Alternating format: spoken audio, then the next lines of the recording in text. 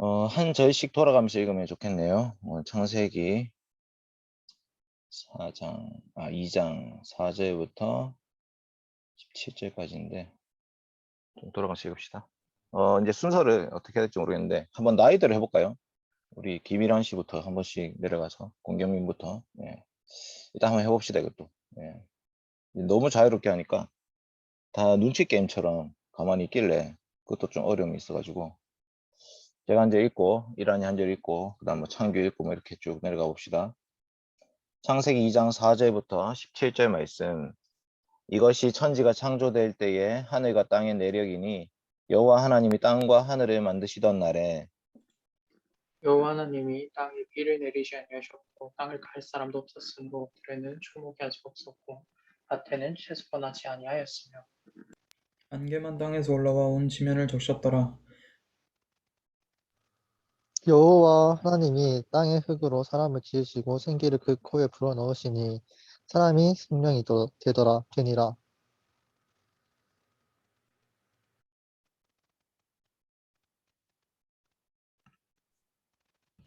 여호와 하나님이 동방의 에덴에 동산을 창설하시고 그 지으신 사람을 거기 두니라. 여호와 하나님이 그 땅에서 보기에 아름답고 먹기에 좋은 나무가 나게 하시니 동산 가운데에는 생명나무와 선악을 알게 하는 나무도 있더라. 강이 에덴에서 흘러나와 동산을 적시고 거기서부터 갈라져 네 근원이 되었으니 첫째 이름은 비손이라 금이 있는 하윌라 온 땅을 둘렀으며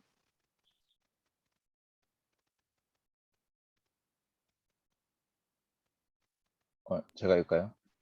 그 땅의 금은 순금이요 그곳에는 베들리엄과 호마노도 있으며 둘째 강의 이름은 기온이라 후스 온 땅을 둘렀고 셋째 강의 이름은 히데겔이라. 앗수르 동쪽으로 흘렀으며 넷째 강은 유브라데더라. 여호와 하나님이 그 사람을 이끌어 에덴 동산에 두어 그것을 경작하며 지키게 하시고 여호와 하나님이 그 사람에게 명하여 이르시되 동산 각종 나무 열매는 너와 임의로 먹되 선악을 알게 하는 나무의 열매는 먹지 말라. 내가 먹는 날에는 반드시 죽으리라 하시니라. 아멘. 아멘. 이 말씀의 의미는 여러 가지가 있는데 창세기 1장 1절부터 2장 3절까지의 창조는요 7일 창조를 강조한 거고 창세기 2장 4절부터는 인간 창조 중심으로 창조를 다시 보는 거죠. 그러니까 여섯째 날까지 하나님 모든 것을 다 만들고 나서 사람이 만들어질 때의 과정을 클로즈업해서 보는 거예요. 그러니까 여기에 톨레도트라는 단어가 나옵니다. 천지가 창조될 때의 내력이 이것이다 이렇게 말씀하면서 톨레도트라는 단어가 나오는데 이게 바로 하나님의 천지 창조 그 다음에 창세기를 구별시켜주는 하나의 단위입니다. 근데 하나님이 이제 모든 것을 창조하셨는데 경작할 사람이 없었기 때문에 채소와 과목이 없었다 이렇게 말씀하죠. 그 말은 이 사람을 창조할 때부터 노동의 사명을 가지고 창조되었다라고 볼 수 있고요. 그 다음에 하나님이 사람을 창조할 때 특이하게 창조하시는데 다른 모든 것들은 말씀으로 창조하시고 심지어 동물들은 흙으로 이제 각종 짐승을 만드셨다 이렇게 되어 있는데 사람은 흙으로 지으시고 나서 코에 생기를 불어넣으시니 사람이 생명이 된지라 이렇게 되어 있죠. 이 부분이 조금 특이한 부분입니다. 그래서 사람에게는 하나님이 하나님 형상으로 창조하셨다고 말씀하셨는데 하나님의 생기를 그 코에 불어넣으셨다 이렇게 볼 수 있는 거죠. 그래서 사람은 영혼이 있습니다. 다른 모든 피조물에는 영혼이 없죠. 죽으면 끝입니다. 끝. 근데 사람은 영혼이 있죠. 8절에 보시면 에덴 동산을 창설하셨다, 심으셨다 이렇게 말씀하죠. 그 말은 앞으로 계속해서 커지고 자라나고 뻗어가고 이렇게 이제 창조하셨다고 볼 수 있고요. 에덴 동산에는 4개의 강이 있는데 그 4개의 강 이름이 출애굽한 이스라엘 백성들 당시에도 사용되던 이름이에요. 비손, 기혼 이런 이름이 출애굽한 이스라엘 백성들 때에도 사용되는 이름 히데겔, 티그리스 강이고 유브라데, 유프라테스 강입니다. 그러니까 이 에덴 동산을 사람들이 거꾸로 역추적하기도 하죠. 실제로 이 4강의 기원을 추적해가지고 에덴 동산이 터키 동부 어디가에 있었다라고 이제 추측하는 사람들이 있습니다. 지명도 나오죠. 하윌라 온 땅에 둘렀으며 구스, 그 다음에 아수르 동편으로 흐른다. 하윌라, 구스, 아수르 전부 다 실제로 있는 지명이죠. 그 다음에 각종 보석들이 있었고요. 근데 이 동산에서 아담이 뭘 하냐? 경작하고 지키게 하셨다라는 거죠. 아바드, 왕으로서의 사역이고요. 지키다, 샤마르, 제사장적 사역입니다. 외부의 공격으로부터 지키고 그 내부에 있는 그 동산을 가꾸고 다스릴 사명을 가지고 있었습니다. 이제 이 사명을 잘 이루면 에덴 동산이 점점 강을 따라서 확장되어 가는 건데 그 중에 유일한 금령이 있습니다. 하지 말라는 게 딱 한마디가 있습니다. 동산 중앙에 있는 선악을 알게 하는 나무의 실과는 먹지 말라. 먹으면 반드시 죽으리라. 그래서 하나님이 아담하고 어떤 언약을 맺으시고 그 언약 가운데 아담을 청지기로 창조하셔서 이 청지기가 하나님의 나라를 계속해서 이 땅 가운데 이루게 하셨다. 이렇게 볼 수 있는 말씀입니다. 이것이 오늘 주신 말씀이고 우리 디모데, 그 다음에 디모데 리더들도 마찬가지겠죠. 하나님 우리한테 주신 사명이 있습니다. 그 사명을 이루기 위해서 우리 오늘 함께 모여 있고요.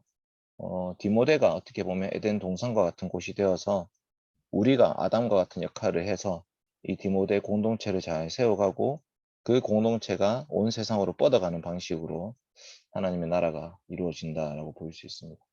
그래서 어떻게 그 동산을 가꾸느냐? 말씀의 순종함으로 그것이 이루어지는 거죠. 말씀의 순종함으로.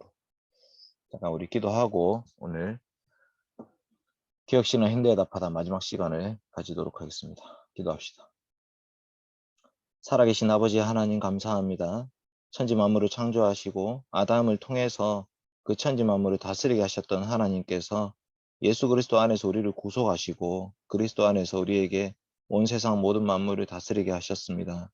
하나님 아버지, 우리가 공부하는 것도 먹는 것도 입는 것도 마시는 것도 모두 다 하나님의 영광을 위해서 할 수 있도록 도와주시옵소서. 하나님 아버지, 책을 배우면서 개혁신학, 현대에 답하다. 현대 사회는 많은 것들을 질문해 오는 시대인데 이 시대 가운데 하나님 말씀을 근거로 그 모든 도전들에 대해서 바르게 응답하며 나아갈 수 있도록 저희들의 마음과 생각을 모아 주시옵소서. 성경적인 관점으로 이 땅 가운데 하나님 나라를 세워갈 수 있게 하여 주시고 저희들의 모든 삶이 하나님이 여롭게 하고 그로 더불어 영원토록 즐거워하는 삶이 될 수 있도록 도와주시옵소서. 리더들에게 먼저 확신을 주시옵소서. 은혜를 주시옵소서. 오늘 이 리더 모임 시간이 정말 귀하고 복된 시간, 하나님께 더 가까이 나아가는 시간이 될 수 있도록 도와주시옵소서. 감사드리며 예수님의 이름으로 기도드립니다. 아멘. 자, 오늘은 교리 교육에 대해서, 그 다음에 경쟁에 대해서 할 건데, 수아하고 원모, 원모가 이름 바꿨나? 어쨌든, 네. 수아하고 원모가 하는데, 혹시 누가 먼저 할지, 저는 수아 말대로 하겠습니다. 예, 알겠습니다. 수아가 먼저 할지, 네, 제가 먼저 하겠습니다. 네네, 알겠습니다. 수아가 그러면 먼저 하도록 합시다.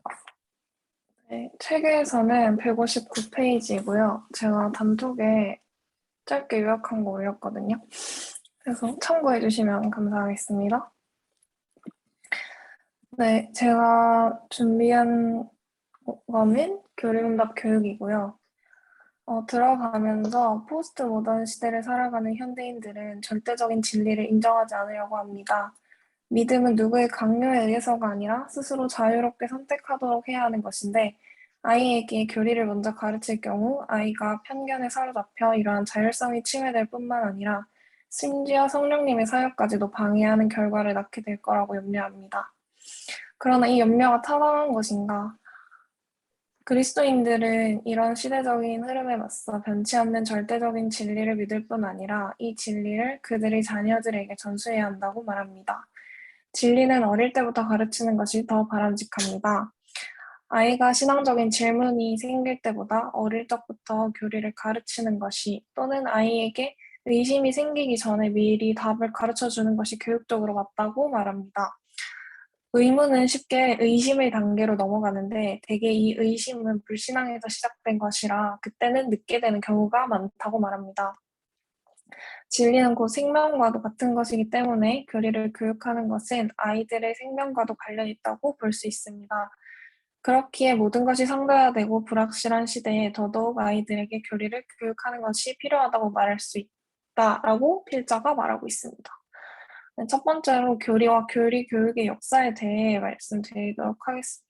첫 번째 교리는 신앙의 체계, 원리, 이치를 말합니다.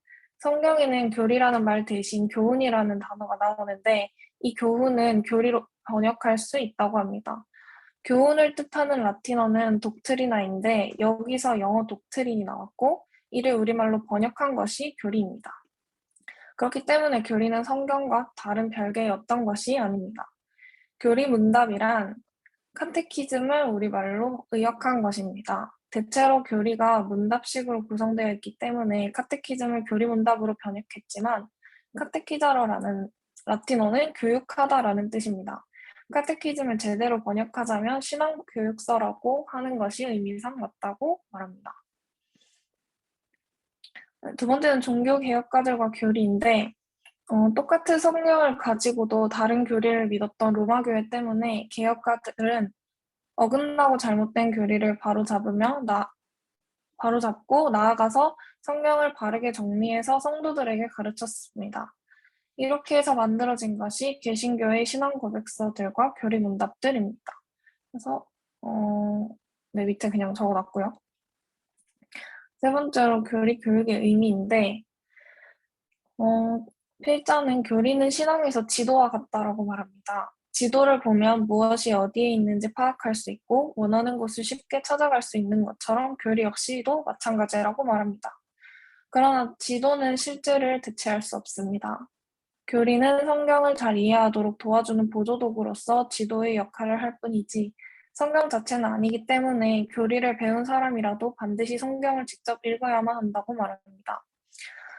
또한 아무리 정확한 지도라도 오류가 있을 수 있는 것처럼 교리 역시 대부분이 정확할지라도 틀린 부분이 있을 수 있습니다.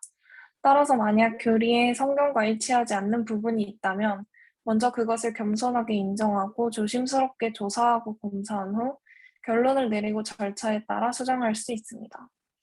한편 사도들이 활동했던 초대교회 때부터 교리 문답 형태의 교리 교육이 있었던 것으로 알려져 있습니다. 특히 질문하고 답하는 형식의 문답은 오랫동안 사랑받아온 교육 방법입니다. 그것이 소위 교리 문답 교육입니다. 두 번째로는 이제 한국교회 현실에 대해 말하고 있는데 한국교회의 큰 특징은 복음주의입니다. 복음주의는 특징상 교리를 홀대하는 경향이 있는데 그 이유를 세 가지로 정리할 수 있습니다. 첫 번째는 오직 성경을 믿지만 전체 성경에는 소홀하다입니다. 복음주의 교회는 성경을 하나님의 말씀으로 믿지만 교리를 제쳐두고 가르치지는 않습니다. 그런 사이에 교리는 이단들의 전유물이 되었다고 말합니다. 두 번째는 개인의 신앙과 경험을 강조하기 때문에 객관적인 교리는 쓸모없다고 생각합니다. 교회가 바른 진리를 파수하고 전파하는 데는 별 관심이 없고 단지 개인의 신앙만이 중요하다는 신앙의 개인화에서는 교리가 자리할 곳이 없다라고 말합니다. 세 번째는 전도와 선교를 강조하고 우선하다 보니 교리에 대한 이해가 뒤로 밀리고 축소되었다라고 말합니다. 한국교회는 열심히 전도해 세계 최고의 교회 성장을 이루었지만 교회 성장에만 관심을 쏟고 바른 교리를 가르치는 데는 관심을 두지 않았습니다. 세 번째는 교리 교육의 유익인데 성도는 성경을 읽고 연구하고 묵상함으로써 구원을 얻을 뿐만 아니라 성장합니다. 그런데 왜 성경 외의 교리를 배워야 합니까? 예수님께서는 내가 너희에게 분부한 모든 것을 가르쳐 지키게 하라 라고 명령하셨습니다. 우리는 오직 성경을 가르쳐야 하는 동시에 모든 성경을 가르쳐야 합니다. 방대한 성경을 모두 그리고 전체적으로 잘 가르치기 위한 최고의 방법은 교리를 가르치는 것입니다. 교리가 주는 유익은 다음과 같이 정리할 수 있습니다. 첫 번째로 방대한 성경을 짧게 가르치고 배울 수 있습니다. 처음 신앙생활을 하는 사람과 어린 언약의 자녀들에게는 성경을 요약해서 가르쳐야 합니다. 이를 위해 신앙 고백서와 어린이를 위한 소교리 문답은 매우 유용하다라고 말합니다. 두 번째는 이해하기 어려운 성경을 쉽게 배울 수 있습니다. 교리는 이해하기 쉽지 않은 부분 그리고 서로 상충되어 보이는 내용들을 이해하기 쉽고 일관성 있게 정리한 것이기 때문에 누구나 쉽게 이해할 수 있습니다. 세 번째는 신앙을 논리적인 순서에 따라 이해할 수 있습니다. 신앙을 논리적이고 체계적으로 이해하는 것은 신앙 성장에 크게 도움이 되는데 이를 위한 좋은 방법이 교리문답을 공부하는 것입니다. 네 번째는 이단 교리에 변론하고 기독교 진리의 탁월성을 증가할 수 있다입니다. 이단들의 주장에 반박하고 변론하기 위해서는 성경의 진리를 정확하게 진술할 수 있어야 합니다. 이제 교리들에 대해 쭉 설명하는데 사도신경, 니케아신경, 콘스탄티노플 신경, 아타시우스 신경, 하이델베르크 교리문답, 벨직 신앙고백, 도르트 신경, 웨스터민스터 신앙고백서, 그리고 대소교리 문답 등은 성경의 내용을 탁월하게 요약하고 진술하는 교리들이기 때문에 교회는 이것들을 소중하게 여기고 가르쳐야 한다고 말합니다. 다섯 번째로 교회의 하나됨을 지키기 위해서 좋다입니다. 다른 믿음을 가지는 이단들이 많은 시대에 교회가 하나의 보편교회의 입장에서 같은 신앙 고백을 하는 것은 매우 의미 있는 일입니다. 이를 위해서는 시대와 장소를 뛰어넘는 신앙 고백이나 교리문답 형태의 교리가 필요합니다. 네 번째는 교리 교육 방법인데 아이들에게 어떻게 교리를 가르칠 것인지 필자는 우리나라에서 아이들에게 교리를 교육해본 경험을 중심으로 소개하고 있습니다. 첫 번째는 연령대를 너무 염려하지 말아야 한다고 말합니다. 저는 이 부분을 정확하게 이해하지는 못했는데 신앙교육은 연령대를 너무 세밀하게 나누지 않아도 크게 상관없다고 말하며 적어도 신앙은 나이로 단계를 나누기 어렵다고 말합니다. 두 번째는 교리를 암송한다입니다. 암송하지 않고 이해만 하면 자신의 것으로 만들기 어렵기 때문에 교리를 암송하는 것은 복음을 이해하는 지름길이 된다고 말합니다. 세 번째는 단순하고 명료하고 쉽게 설명한다입니다. 하나님의 진리와 복음은 분명하고 명료하고 단순하기 때문에 그 가르침 역시 명료하고 쉬워야 하며 무식한 자나 어린아이도 이해할 수 있는 언어로 가르쳐야 합니다. 네 번째는 가정예배를 통해 교리를 가르친다입니다.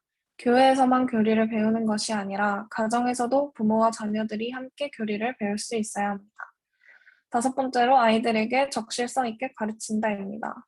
교리는 대체로 아이들이 관심을 갖고 흥미있어하는 주제들을 다루지 않기 때문에 최대한 아이들의 수준에 맞는 고민과 문제 제기를 할 필요가 있다고 말합니다. 배운 내용을 자신의 것으로 만들 수 있도록 새로운 질문을 던지고 생각할 수 있도록 해야 한다고 말합니다. 이제 나가면서 필자는 네덜란드 개혁교회는 1618년에서 19년에 열린 도르트 회의에서 세 가지 교리를 정식으로 받아들였다고 말합니다. 벨기에 신앙고백, 도르트 신경, 하이델베르크 교리문답 이렇게 세 가지인데 네덜란드 개혁교회는 지금도 이 교리들을 아끼고 사랑하면서 매주일 설교할 뿐만 아니라 주중에 자녀들에게 담임 목사가 직접 가르치기까지 한다고 합니다. 이렇게 교육을 받은 아이들은 교회를 떠나지 않을 뿐만 아니라 능동적으로 복음을 전하게 된다고 말합니다. 오늘날 한국 교회가 여전히 복음을 영향력 있게 증거하기 위해서는 무엇보다 하나님의 말씀을 잘 보존해야 하지만 그 못지않게 교회의 다음 세대인 자녀들에게 말씀을 잘 전수하는 데 힘을 쏟아야 한다고 말합니다. 이를 위해서 교리를 가르치는 것은 필수적입니다. 교리가 성경을 잘 요약하기 때문입니다. 라고 하며 글을 마칩니다. 아주 잘했습니다. 수아가 아주 깔끔하게 정리를 너무 잘해줬네요.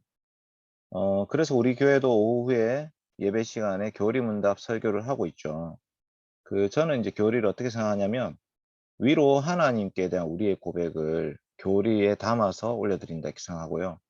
내부적으로는 교회가 믿는 고백을 하나로 만들어주고요. 외부적으로는 이단의 공격에 대해서 대처할 수 있고 다음 세대를 향해서 가장 중요한 신앙의 핵심이 뭔지를 전수해 줄 수 있다 이렇게 생각해요. 그러니까 화살표로 보면 위로 하나님, 안쪽으로 우리들이 한 고백이 되게 하시고 밖으로는 외부의 공격, 이단의 공격에 대해 대처할 수 있게 해주시고 그 다음에 아래로는 그 다음 세대에게 이 내용 전수할 수 있게 이 화살표 저는 4개를 늘 생각하고 있어요. 교리문답이 중요한 이유를.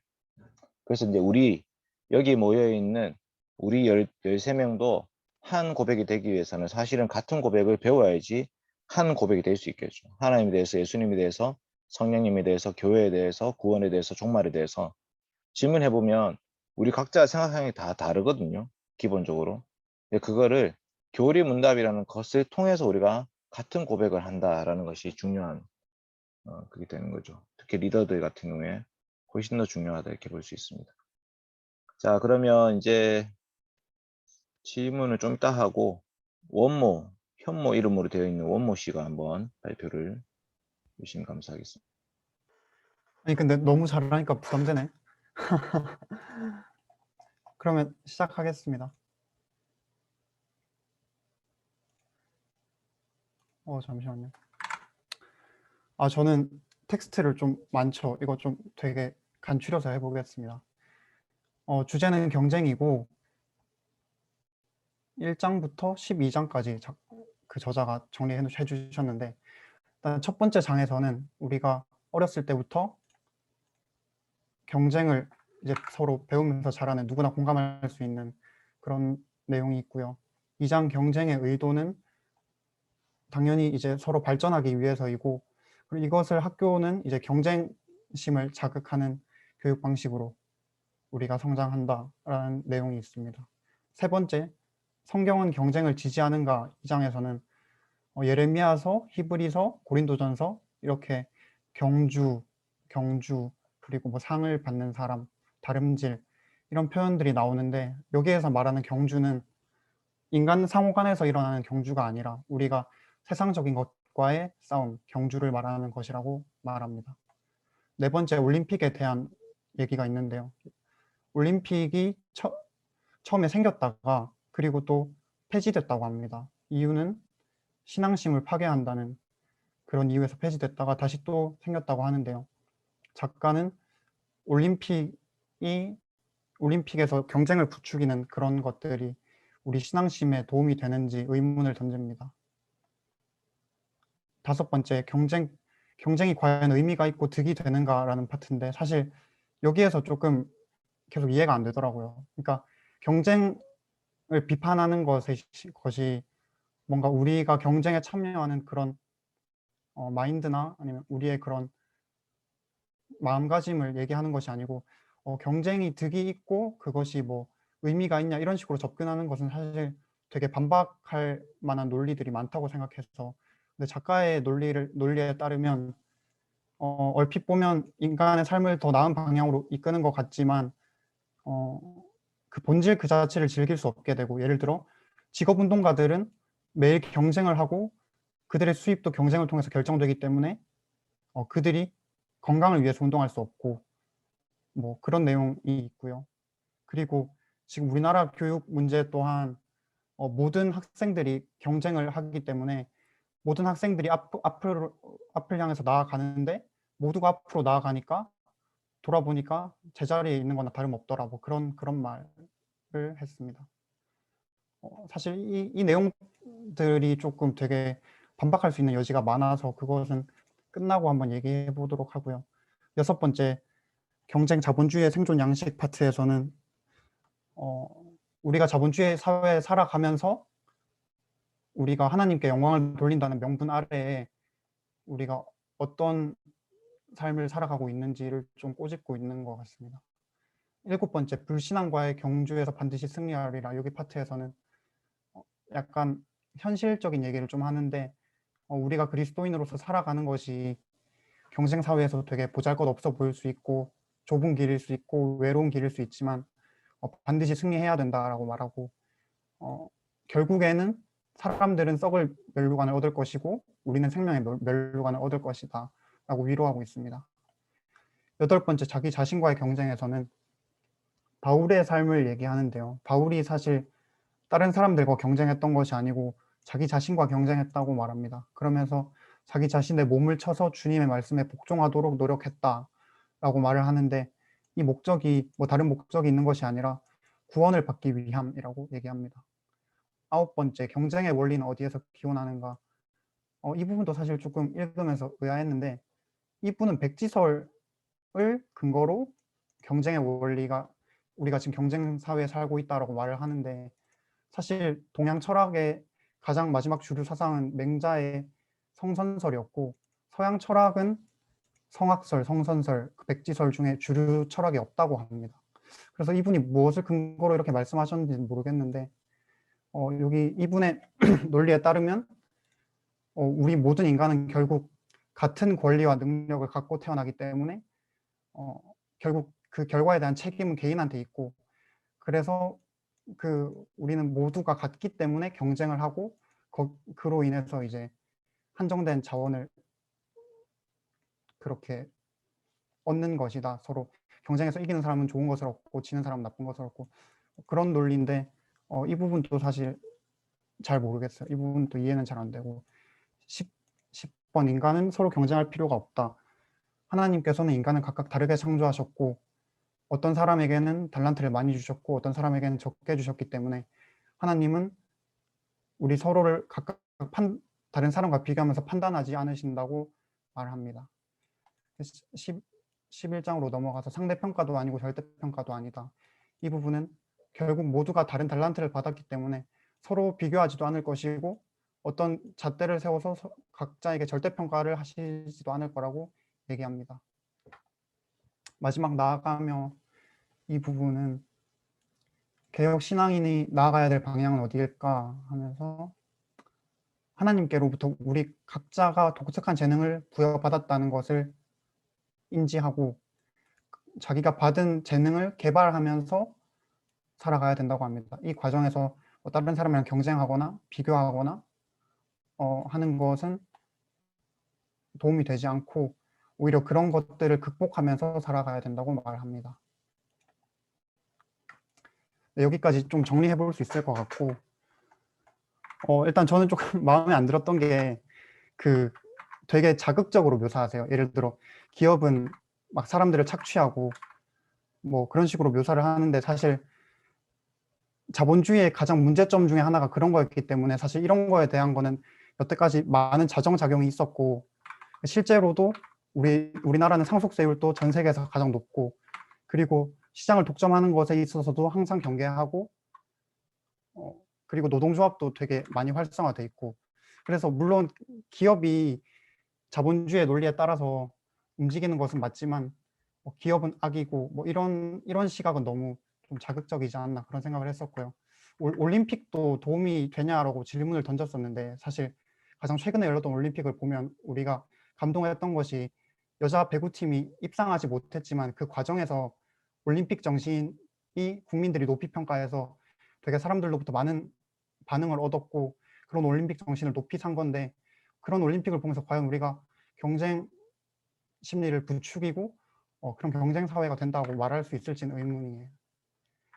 그리고 이분이 경쟁에 대해서 또 얘기하면서 운동선수가 운동을 즐길 수 없기 때문에 이것이 경쟁의 폐해라고 했는데, 사실 일을 하는 것이, 직업을 갖는 것이 즐길 수 있는 것인지는 모르겠어요. 왜냐하면 직업이라는 것이 결국 땀 흘려 일하라고 했고 그것이 막 그렇게 즐길 수 있는 것인지, 그래서 그게 단순히 경쟁 때문에 운동선수가 운동하는 게 힘든 건지는 잘 이해가 안 됐고, 그리고 또 모두가 발전하기 때문에 상대적으로 모두가 제자리에 있다는 것도 너무 약간 좀 편향된 시각이 아닌가, 좀 너무 냉소적인 거 아닌가 그런 생각이 들었고요. 사실 발전한다고 했을 때 그 발전에 가장 많이 이익을 보는 사람은 부자들이 아니고 사실 가난한 서민들, 약자들이죠. 부자들은 사실 뭐 조선시대에 태어나거나 지금 태어나거나 그들이 가진 막대한 부로 원하는 것들을 대부분 이뤄가면서 살 수 있는데, 가난하고 약한 사람들은 가진 것이 없기 때문에 그런 보편적인 국가가 해주는 복지, 그런 것들에 의존하면서 살아갈 수밖에 없는데, 이런 것들은 시간이 지나고 기술이 발전함에 따라서 더 인간다운 삶을 영위할 수 있는 것도 사실이고, 예를 들어 지금 코로나가 창궐 했지만 부자든 가난한 사람이든 상관없이 우리가 백신을 맞고 있지만, 옛날에 코로나가 뭐 아주 과거에 코로나가 창궐했다고 하면 가난한 사람들은 상대적으로 훨씬 더 많이 죽었을 거고 그 사람들은 어떠한 조치나 도움도 받을 수 없었을 것입니다.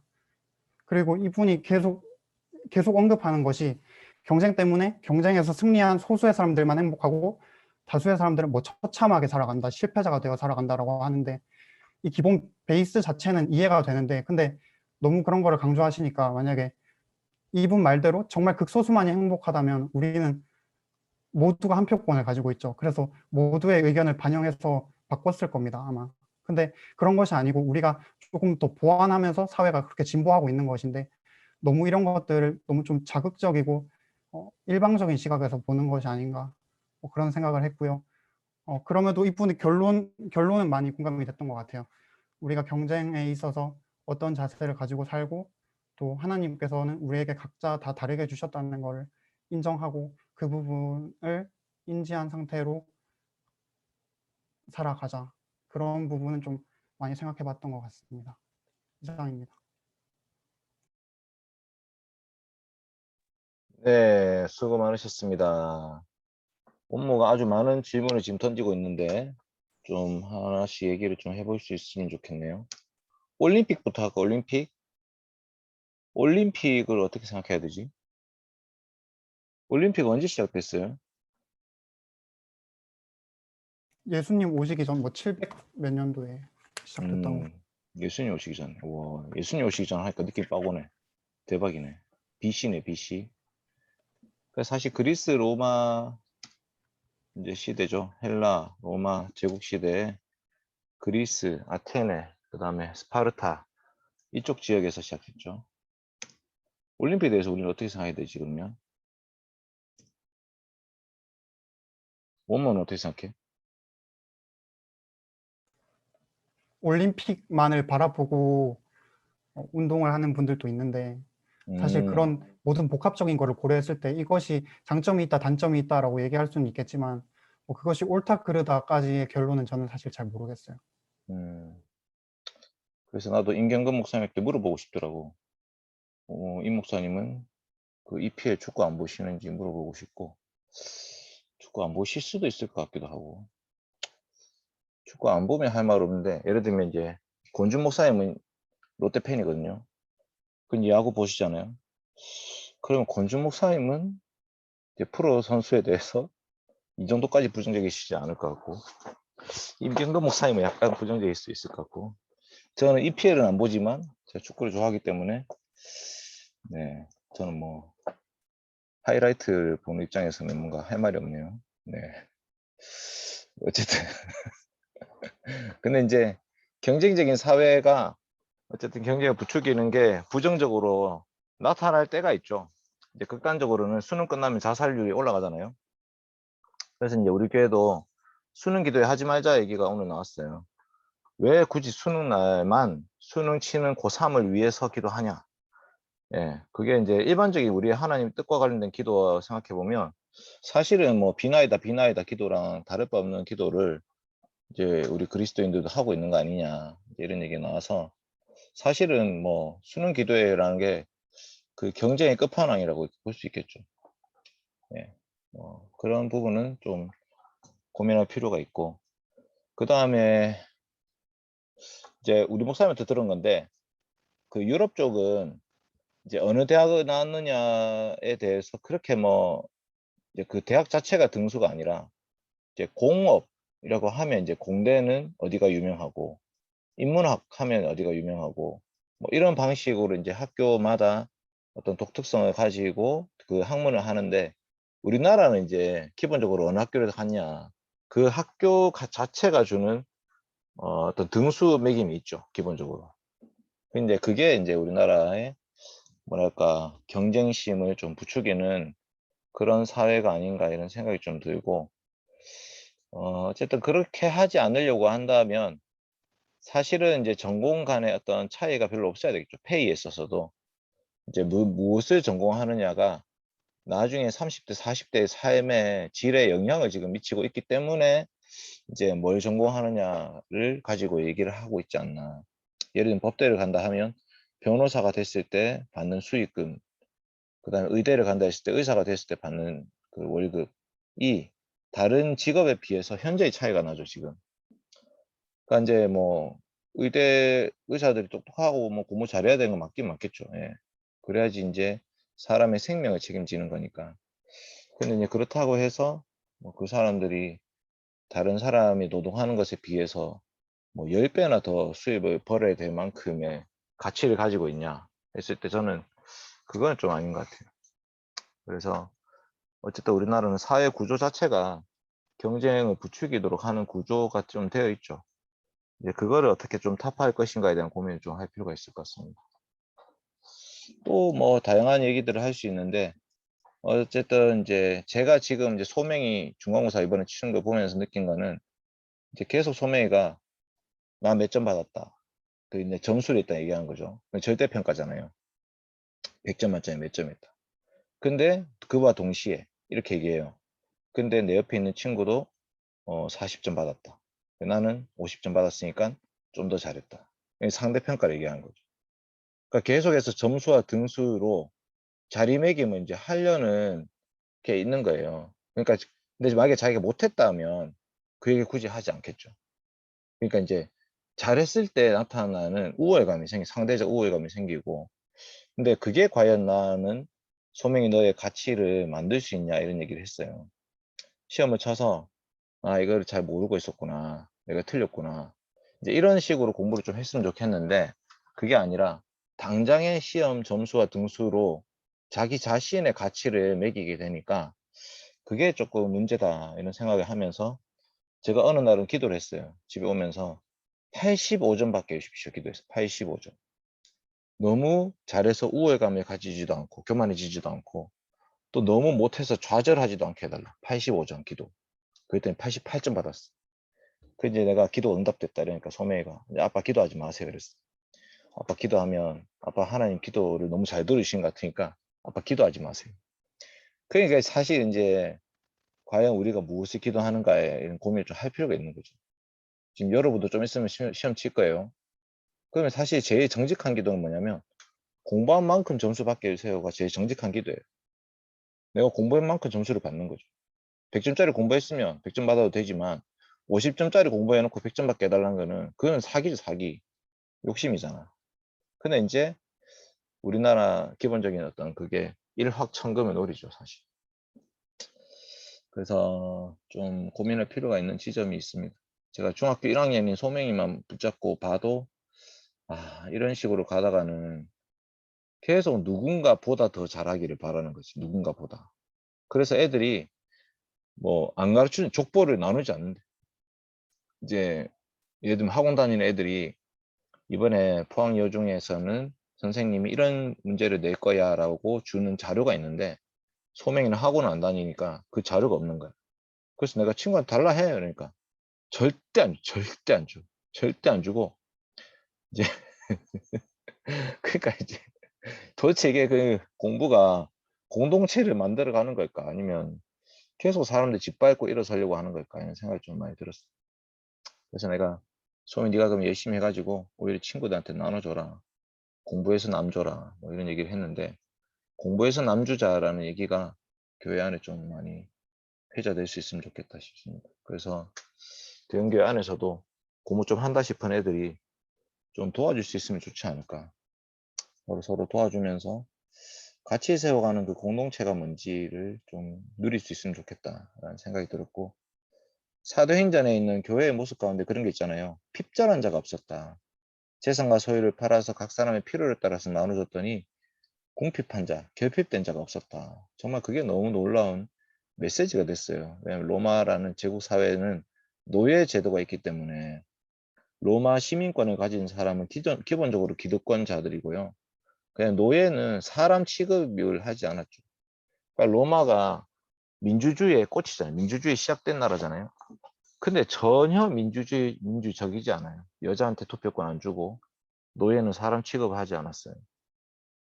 그런 사회 속에서 교회가 달랐다는 거죠. 교회는 유대인들만의 공동체도 아니었고 그 다음에 헬라인들만의 공동체도 아니었어요. 유대인과 헬라인 섞여 있었고 사회적으로 기득권자들과 그 다음에 사회적 약자들, 그 다음에 이제 건강으로 봤을 때도 아프고 병든 자들이 교회 같이 모여 있었어요. 같이 기도하고 이랬거든요. 그런 게 이제 로마라는 그 사회 속에서 혹은 유대인들의 사회 속에서는 너무 이질적으로 비춰지는 거예요. 도대체 저 교회가 뭘까? 왜 저 사람들이 다 같이 모여서 우리는 한 몸이라고 얘기하고 같이 서로를 위해서 이제 나눠주기 시작할까? 그게 저는 교회 메시지였다 이렇게 생각하거든요. 지금 이 시대도 마찬가지죠. 지금 이 시대도 다 경쟁, 사람을 짓밟고 일어서고 올라가려고 하는 그런 시대를 살고 있는데 그리스도인들의 삶의 태도와 자세는 좀 달랐으면 좋겠다 싶습니다. 뭐 어쨌든 조별 나눔할 때 경쟁 이렇게 했을 때 이제 가지는 여러 가지 마음들이 있을 거예요. 올림픽도 얘기할 수 있고 스포츠 선수에 대해서도 얘기할 수 있는데 뭐 그런 얘기들을 좀 할 수 있으면 좋겠고 그러면 우리는 중간고사 기간을 어떻게 보내야 될 것인가 이런 적용을 좀 할 수 있겠죠. 네, 그러면 좋겠습니다. 혹시 질문 있으면 질문하시죠. 이제 내일 마지막인데 내일까지 하고 중간고사를 잠깐 쉴까 싶은 생각도 있습니다. 중간고사 때 청년의 모임 안 하고 바로 오후 예배 올라가고 빵 나눠주고 이렇게 하면 어떨까 이런 생각도 좀 있고 그 다음에 중간고사 끝나고 이 사람 종카이빈 한번 나눔을 하는 게 좋겠다 이런 생각이 있습니다. 왜냐하면 이번 달 필독서니까 내일 말고 그 다음 주 10월 24일이나 31일 날 좀 그 책을 좀 끝낼 생각이 있습니다. 이 책은 이제 되게 간단하고 중고등부용 칼빈에 대한 책이고 전기라서 되게 뭐 어렵지 않아요. 그래서 오늘 내일 정도에 조별로 파악을 좀 해가지고 그 다음 주에 책을 배포하고 그 다음 주에 나눔을 하면 될 것 같아요. 10월달 이 사람 좀 디스월 좀 칼빈이라고 이런 책이 있습니다. 자, 그러면 마칠까요? 혹시 조교나 임원단에서 좀 할 얘기 있으시면 하시죠.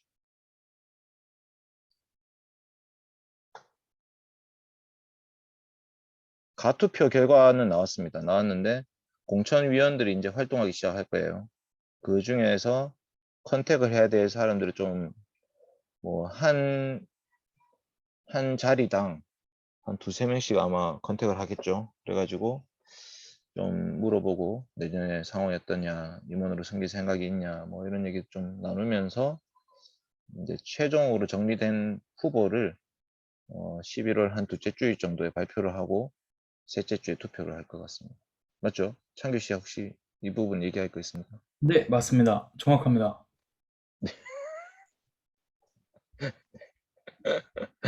뭐 더 할 말이나 구영이 참 나한테 지난주에 전화 왔었는데 구영이 혹시 창규 전화 통화했습니까? 아니요? 아니요, 옥사님 그걸로 해결이 돼서 굳이 더 물어보진 않았고요. 네. 근데 그러면 총회를 10월에 하는 건가요? 네? 11월. 아까 셋째 주에 투표한다고 이렇게 얘기하셔가지고. 11월 셋째 주. 11월 셋째 주. 알겠습니다. 네네네. 오케이. 그럼 됐고. 혹시 이란 씨는? 네. 네. 그 주장님들 중간고사 화이팅 하시고 11월 7일 날 조정 모임 하는 걸로 좀 투표를 거기에 했더라고요. 그래서 11월 7일 잊지 마시고 깜빡했어요. 안 통합니다. 그럼 선약 있는 걸 취소시키겠습니다. 제가 선약입니다. 뭐지? 네. 약간 독재 같은 느낌 드네요. 어쨌든 알겠습니다. 독재 같은 느낌이면 독재하겠습니다. 네. 알겠습니다. 그러면 오늘은 기도하고 마칩시다. 뭐 특별한 얘기 없는데 다들 공부도 하셔야 되고. 네. 자, 기도하도록 하겠습니다. 거룩하신 아버지 하나님 감사합니다. 신앙의 선배들을 통해서 정리된 교리문답 저희들에게 전수해 주셔서 감사합니다. 받은 신앙 고백을 잘 전수할 수 있게 하시고 같은 신앙 고백으로 한 몸으로 아버지 앞에 나아갈 수 있게 하여 주시고 정말 하나님께서 기뻐하시는 공동체를 함께 세워갈 수 있게 하여 주시옵소서. 세상은 경쟁이라는 방식으로 사람들이 사람을 짓밟고 일어서야지 그래야지 승리할 수 있다고 얘기하지만 교회는 전혀 다른 방식으로 그리스도의 낮아지심을 따라서 우리 또한 낮아지며 우리 또한 형제와 또 자매들을 돌아보며 사랑하며 살피면서 함께 하나님의 나라를 세워가게 됩니다. 주님, 우리 교회가 서로 나누는 교회가 되게 하여 주시고 아프고 힘들고 연약한 자들을 사랑하며 그들을 섬기고 그들을 위해서 기도하는 좋은 교회가 되게 하여 주시옵소서. 내일도 예배 가운데 하나님 앞에 나아가게 되는데 보이지 않는 지체들을 두고 기도하게 하여 주시옵소서.